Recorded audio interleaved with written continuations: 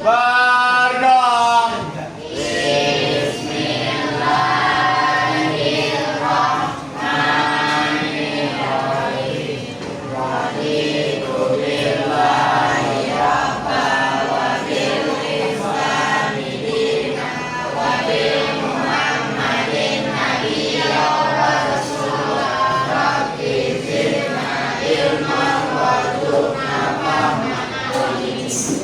Beri salam. Assalamualaikum warahmatullahi wabarakatuh.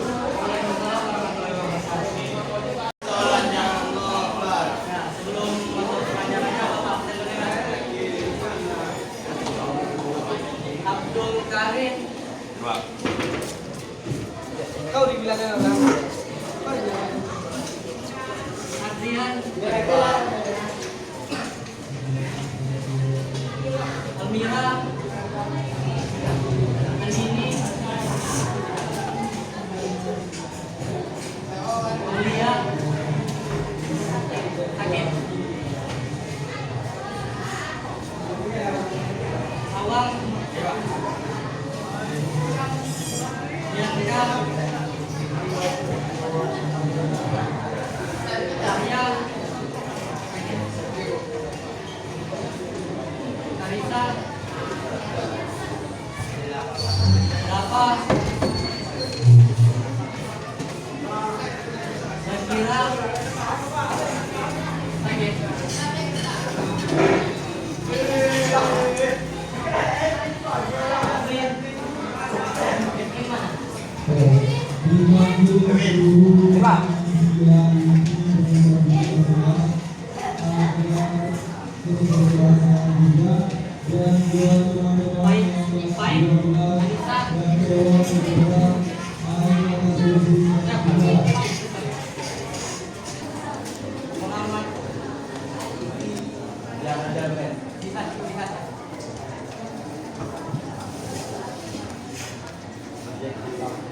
Nabila Putri.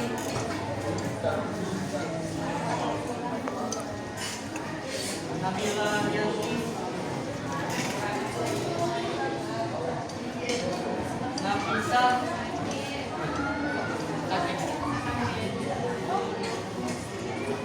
Naila.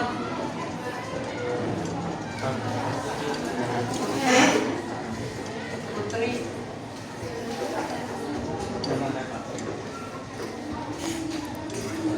Rafiq.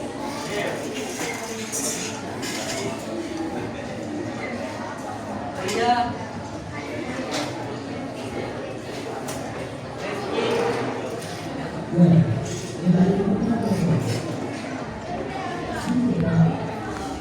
Sylvia.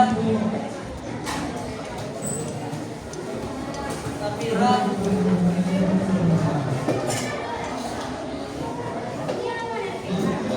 Safira. Fiona.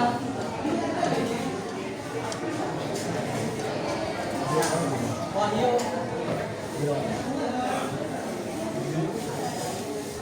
Zahra. Prinsela.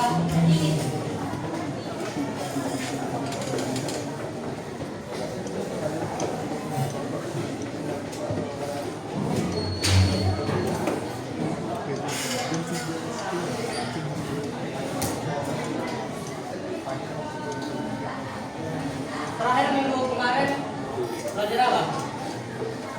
Presentasi. Udah presentasi semuanya.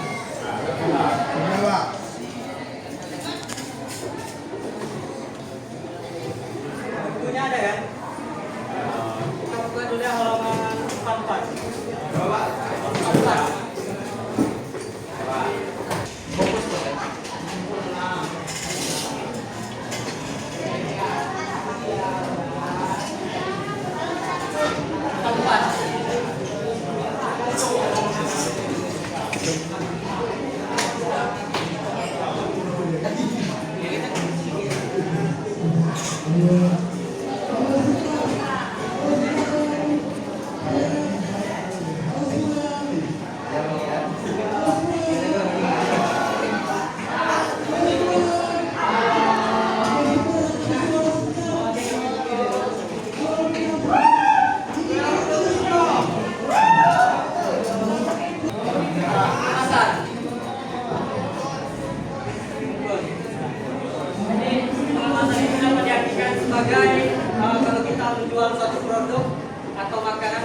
keluar kemasannya kan. Itu gunanya untuk melindungi produk kita misal dari kerusakan. Selain itu juga sebagai identitas untuk produk kita. Misalnya produk kita ada mereknya, supaya bisa dikenali oleh orang. Nah, di sini ada tujuan pengenalan produk kerajinan. Yang pertama yaitu memenuhi syarat keamanan dan kemanfaatan. Yang kedua ada dapat mendukung program pemasaran. Yang ketiga, kemasan merupakan suatu cara untuk meningkatkan laba perusahaan. Oleh karena itu, perusahaan harus membuat kemasan semakin mungkin agar diminati oleh konsumen.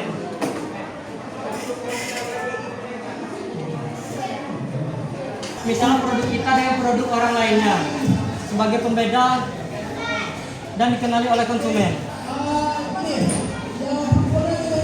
Kemasan yang menarik bisa memikat perhatian konsumen untuk membeli produk kita dan meningkatkan laba. Selain itu, kemasan juga dapat menambah nilai jual produk. Jenis-jenis kemasan ada 3 ya di sini. Yang pertama yaitu kemasan kertas, kemasan yang fleksibel. Sebelum kemasan merupakan kemasan yang fleksibel, yang pertama sebelum ditemukannya plastik dan aluminium. Kemasan kedua yaitu kemasan kayu, merupakan kemasan tertua yang diketahui oleh manusia dan secara tradisional digunakan untuk mengemas berbagai macam produk seperti barang antik, emas dan keramik serta kain. Produk di dunia menggunakan kemasan plastik. Di sini kalian bisa lihat di halaman 46.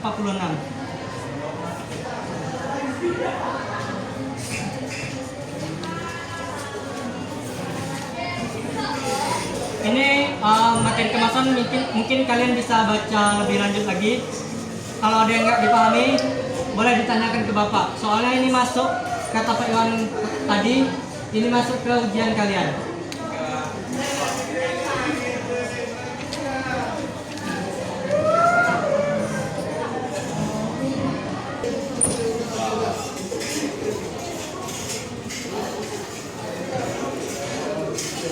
Kali ini ada pertanyaan? Gimana? Masih ada materi barunya yang di ini, yang halaman 50.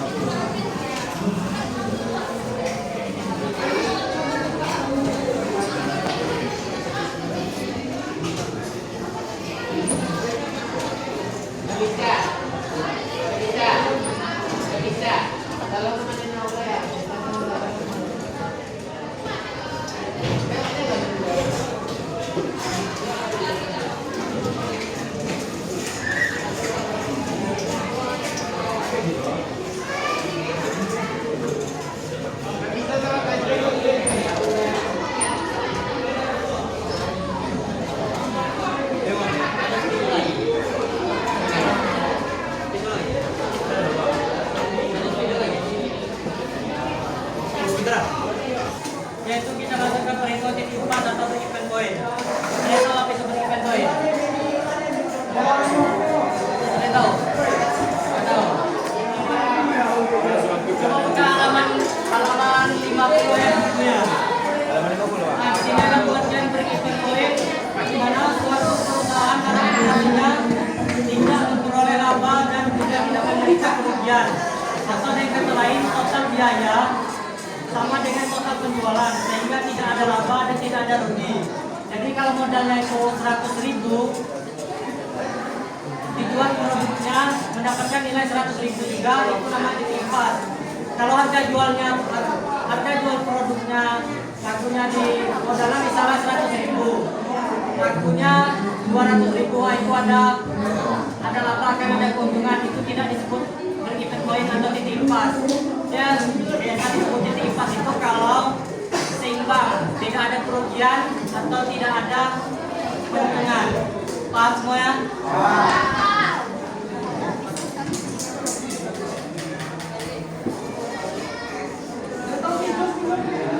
Di bawahnya ada manfaat dari break-even point atau BEP.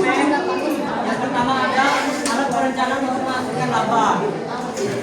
Tadi kalau kita untuk menghasilkan laba, DLP bisa juga diukur sebagai alat untuk menghitung penghasilan laba. Yang kedua, memberikan informasi mengenai berbagai tingkat volume penjualan serta hubungannya dengan kemungkinan memperoleh laba menurut tingkat penjualan yang bersangkutan. Yang ketiga ada mengevaluasi laba dari perusahaan secara keseluruhan. Yang keempat, mengganti sistem laporan yang tebal dengan grafik yang mudah dibaca dan dimengerti. Ada pertanyaan untuk yang pertama? Ada. Yang kedua yaitu komponen produktivitas. Di sini ada 3. Yang pertama ada fixed cost. Artinya ini biaya tetap. Komponen ini merupakan biaya tetap atau konstan jika adanya tindakan produksi atau meskipun perusahaan tidak berproduksi.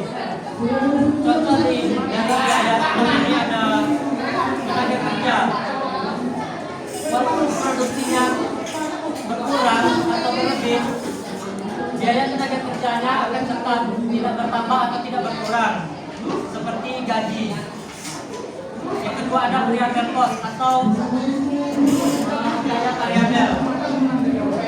Ini merupakan biaya produk yang sifatnya dinamis, tergantung dari tindakan volume produksi. Jika produksi yang direncanakan meningkat, berarti variabel cost pasti akan meningkat. Contoh dari biaya variabel ini ada biaya bahan baku, biaya listrik.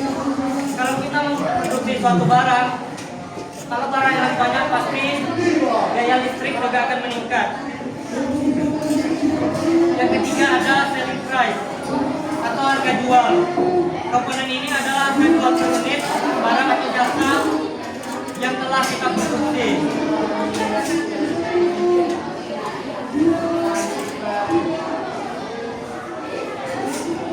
Nah, di sini ada contoh dari selling price. Kalau berkaitan di sini ada biaya tetap ada. Misalnya biaya tetapnya 100.000, biaya variabelnya 5.000, dan harga jualnya 10.000. Jadi biaya tetapnya dibagi harga jual dan biaya variabel. Nah, yang pertama tujuannya itu harga jual kita masukkan biaya tetapnya tadi berapa?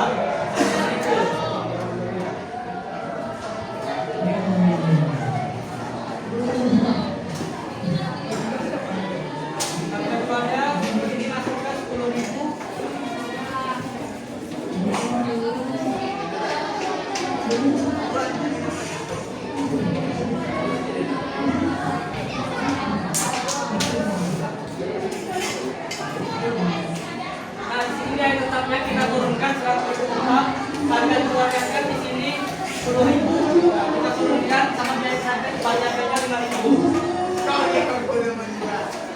Ini yang pertama dulu kita kurangkan yang dalam kurangnya 10.000 kita kurang 5.000 jadinya 5.000.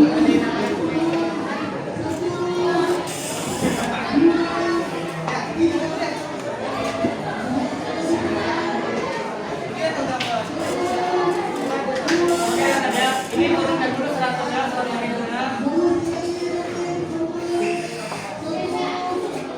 nah ini hasilnya tadi 10.000 dikurang 5.000 jadi 5.000.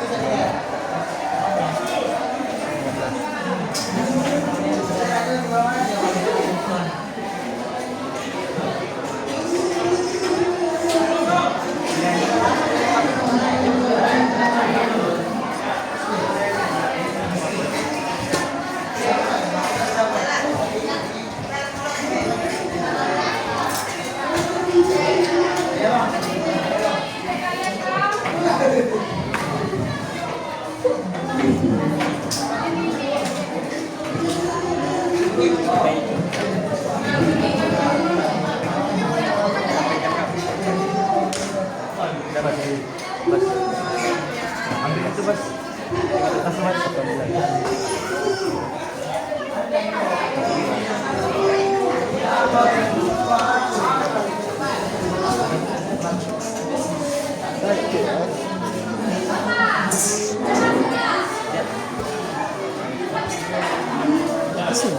Di situ. Ya.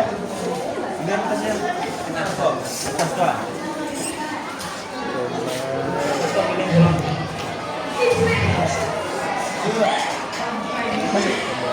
Masih lagi.